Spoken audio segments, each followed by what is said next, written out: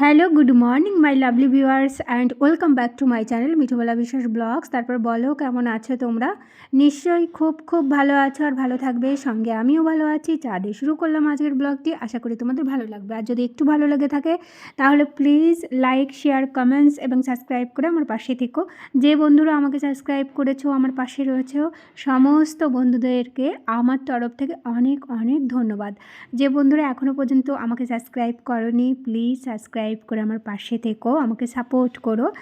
চা খাওয়ার পরে না জামা কাপড়গুলো মেলতে এসেছিলাম, তারপরে ঢুকে যাব রান্নাঘরে। আর এখানে হচ্ছে সজনে ডাঁটা আর করব হেলেন চা। আর আজকের বাজার এটা কি বলো তো, আমলকি। আমলকি আনা হচ্ছে, মানে আমি আনতে বলেছিলাম। আর একটা আমার প্রিয় জিনিস, এটা হলো তেঁতুল। এটা যেমন খেতে ভালো লাগে তেমনই কিন্তু পুজোর বাসন মাজতে খুব ভালো লাগে। তো যাই হোক, আরও শিম আনা হয়েছে, এই যে হেলেন চাটাও আনা হয়েছে। আজকে অলরেডি পরিষ্কার মানে কুটা হয়ে গেছে, সেটা তোমাদের সঙ্গে শেয়ার করলাম। আর হচ্ছে আমি রান্না করছি, চিকেন করব। সজনে ডাঁটা রান্না হচ্ছে, সর্ষেটা বেটে নিয়েছি, সেটা এখন ওর মধ্যে দেবো। তো সঙ্গে থাকো। সজনে ডাঁটাকে সর্ষে বাটার সঙ্গেই বেশি ভালো লাগে। আর এটা খেতে না কর্তাবাবু ভীষণ পছন্দ করে, ডাঁটাটাই পছন্দ করে। আর আমার অতটা ভালো লাগে না দাঁতে চিবোতে, কিন্তু সজনে ডাঁটাটা দাঁতে চিবিয়ে খেতেই হয় আর কি। আর সঞ্জয় খুব পছন্দ করে। তো এটার সঙ্গে সঙ্গে একটু চিকেন করে নেব, কেন কি এইগুলো ছেলেও অত বেশি পছন্দ করে না, যার জন্য চিকেনটা করে নিচ্ছি। আর আজকে চিকেনটা একটু কষা কষা করে করব, বলে দিয়েছে মা ঝোলটা একটু কম দেবে। আর সঙ্গে তো বললাম হেলেন চাও কুটে বেছে নেওয়া হয়েছে, মাছ দিয়ে করে নেব। বাকি চিকেনটা না আমি উঠিয়ে দেবো, কিছুটা চিকেন এখানে রয়েছে। তো হচ্ছে ওর সঙ্গেই তুলে দিচ্ছি, এটা পরে খাওয়া যাবে।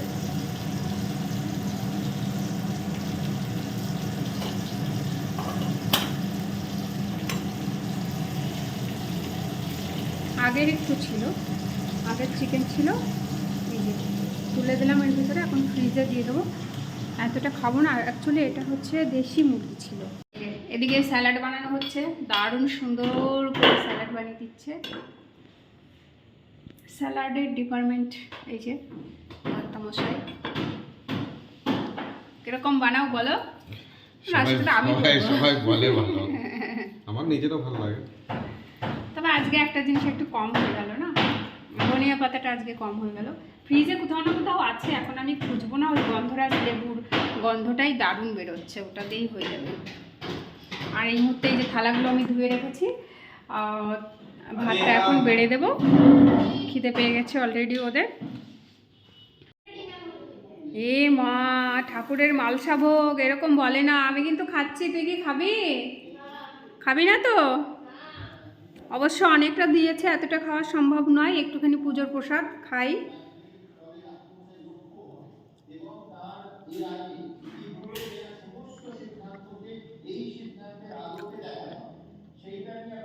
এটা যেরকমই হোক না কেন আমার তো বেশ ভালো লাগে, অনেক কিছু থাকে এর মধ্যে, যার জন্য ভালো লাগে। তো আমি সন্ধ্যাবেলায় খেয়ে নিলাম। এখন আমি ওপরের ঘরে যাব। ওপরের ঘরে অনেক জামা কাপড় রয়েছে, যে শীতের যে জামা কাপড়গুলো ধুয়েছিলাম সেইগুলো ভাঁজ করতে হবে, ওপরের রুমেই রয়েছে। এদিকে কর্তাবাবু টিভি দেখছে, কোথাও একটা যাবে, যে রেডি হয়ে আছে। আর এদিকে চলছে টিভি। টিভিটা এত ভালো দেখা যাবে না। কোথায় যাবে তুমি? ওই অভিজিৎদের বাড়ি যাবো, কীর্তনের অনুষ্ঠান হচ্ছে, ওখানে একটা ধর্মীয় অনুষ্ঠান কীর্তন হচ্ছে, সেই কীর্তনের দেখেছো আমাকে নিচ্ছে না, দেখেছো একা একাই যাচ্ছে, দেখেছো কিরকম নিমন্ত্রণ পায় একা একাই। ঘরে থাকো। আমি এখন ঘরে থাকবো, দেখছো আমাকে নেবে না যখন। এখন এখন অনেক কিছু বলছে। ঠিক আছে যাও। তো চলে এলাম এই ঘরে। আর অনেক জামা কাপড় জমে আছে, শুকাতেও লেগেছে, শীতের জিনিস তো শুকাতে তো 2-3 দিন লাগে। তারপরে হচ্ছে তুলে নিয়ে এই ঘরে রেখে দিয়েছি। এই দেখো এক স্তূপ পর্বত জমে আছে। তো এই ঘর থেকে আমি এগুলোকে ভাঁজ করব আর নিয়ে চলে যাব, একদম সঙ্গে সঙ্গে গিয়ে আলমারিতে সব তুলে দেবো শীতেরগুলো। আর বোধহয় লাগবে না, হালকা পাতলাগুলো বাইরে বের করা রয়েছে, সেগুলো দিয়েও কাজ মিটে যাবে। আর এই ভারীগুলো এখন আমি তুলে দেবো। আর এখানে আমি ভাঁজ করে নিয়েছি শীতের পোশাক থেকে শুরু করে রেগুলার পোশাকগুলো সমস্ত কিছু ভাঁজ হয়ে গেছে। এগুলো এখন জায়গা মতো শিফট করলে আমার হয়ে যায়। তারপরে আমি এদেরকে নিয়ে যাচ্ছি এক এক করে। আপাতত আমি এতগুলো নিয়ে যাচ্ছি কেন কি আমাকে আবার আসতে হবে, এই সবগুলো এক হাতে ধরতে পারলাম না। এই যে আর খাটে রয়েছে, এইগুলোকে আগে আলমারিতে গিয়ে তুলবো, তারপরে এসে এগুলো নেব। তো বন্ধুরা, আজকের ব্লগটি এখানেই শেষ করছি। সবাই খুব খুব ভালো থেকো, সাবধানে থেকো, টাটা।